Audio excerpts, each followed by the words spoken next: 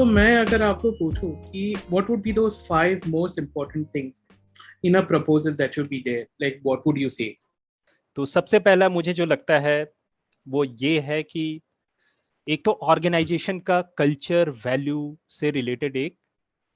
Story होनी चाहिए। मतलब जब भी हम किसी प्रपोजल को किसी डोनर या किसी को भी देते हैं, किसी के सामने हम प्रेजेंट करते हैं, तो एटलीस्ट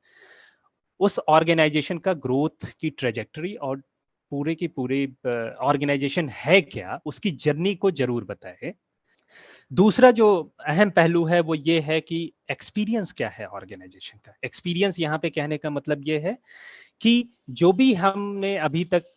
एज ए ऑर्गेनाइजेशन जितने भी प्रोग्राम प्रोजेक्ट या जो भी कंपोनेंट इंप्लीमेंट किए हैं,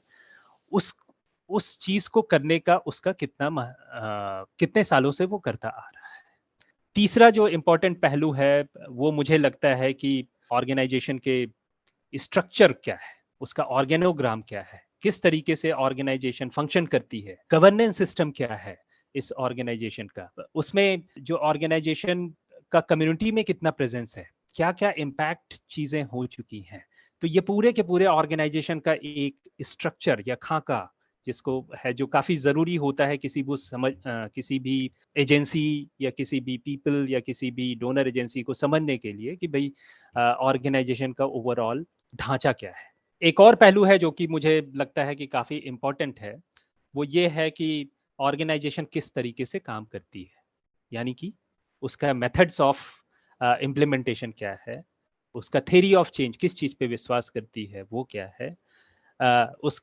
उसका अप्रोच क्या है ग्राउंड में काम करने का, वो क्या सिस्टमैटिक तरीके से किसी चीज को प्लान करके काम करती है या बस ऐसे ही रैंडमली कोई चीज आ गया और इस वजह से प्रोजेक्ट करती है। तो एक कॉन्शियस एफर्ट लगा रही है कि नहीं वो ऑर्गेनाइजेशन, ये किसी के लिए भी जानना काफी जरूरी होता है। एक और पहलू है जब हम एग्जिस्टिंग प्रोग्राम के बारे में या प्रपोज करते हैं, वो ये है कि हमारा फ्रेमवर्क क्या है या हमारा प्लानिंग क्या है। जो भी चीजें हम प्रपोज कर रहे हैं, हम किस तरीके से इसको ग्राउंड में मटेरियलाइज होता हुआ देखना चाहते हैं और हमें किस तरीके की रिसोर्स की जरूरत है। मतलब ये भी बहुत इंपॉर्टेंट पहलू होता है कि जनरली कि जब हम कोई प्रपोजल लिखते हैं या किसी को देते हैं, तो हम ये सिर्फ मॉनेटरी रिसोर्स की बात करते हैं कि भाई हमारा बजट ये है और हमें इतने पैसे की जरूरत है और ताकि हम ये प्रोग्राम को इम्प्लीमेंट कर सकें। लेकिन सिर्फ मॉनेटरी की जरूरत नहीं है, इसमें ह्यूमन रिसोर्स क्या हो सकता है, इसमें कैपिटल इन्वेस्टमेंट क्या हो सकता है, उसके पहलू को भी ध्यान देना होता है। इसमें कैसे हम अपनी टीम का कैपेसिटी बिल्डिंग करेंगे, उस पहलू को भी ध्यान रखना होता है। तो इन सारे एस्पेक्ट को अगर हम एक प्रपोजल में इन्वॉल्व करते हैं तो काफी इम्पैक्टफुल वो प्रपोजल होता है।